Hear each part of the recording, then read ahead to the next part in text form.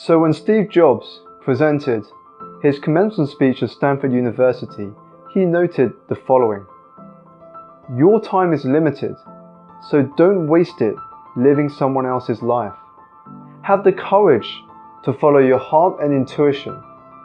They somehow already know what you truly want." You see, the single biggest thing they can teach us about life is often death. Because it's only when we truly appreciate how short time is, how short our life is on this planet, that we can begin to channel our energy into fully living and expressing our true selves. Now, I want to share two stories that highlight this and which can teach us some important lessons if we are ready to listen to their messages. The first is Bronnie Ware. Bronnie Ware, an Australian nurse that works in palliative care. Now, she compiled a blog which eventually got turned into a book around the top regrets of the dying.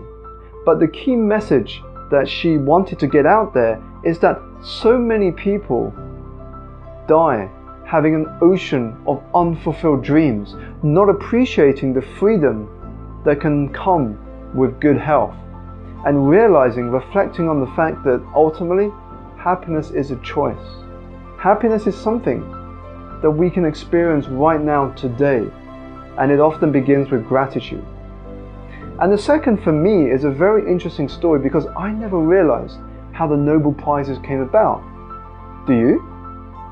When researching this, I found that in 1888, the French press mistook Ludwig Nobel for Alfred Nobel in an accident in which Ludwig died.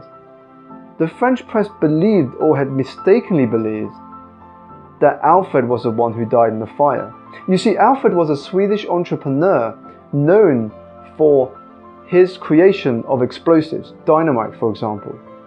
And so when he died, his brother died, he had the rare opportunity to witness his legacy. He saw on the front of a newspaper in the French press the title, "The Merchant of Death is Dead."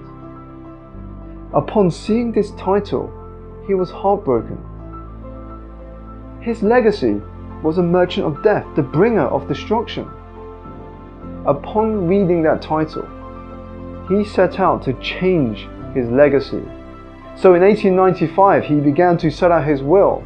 And in that will, after declaring what would go to his staff and his family and relatives, he decided to put the rest of his wealth into a fund that each year would distribute prizes to people in the previous year that were furthering humanity the most. And so was born the Nobel Prizes. Now, you can't go back and change what's happened. You can't go back in the past and alter all the events and experiences that you've gone through.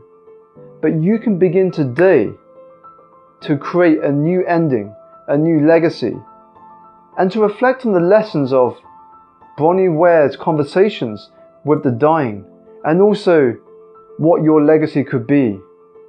Because every day you are contributing and writing into that legacy.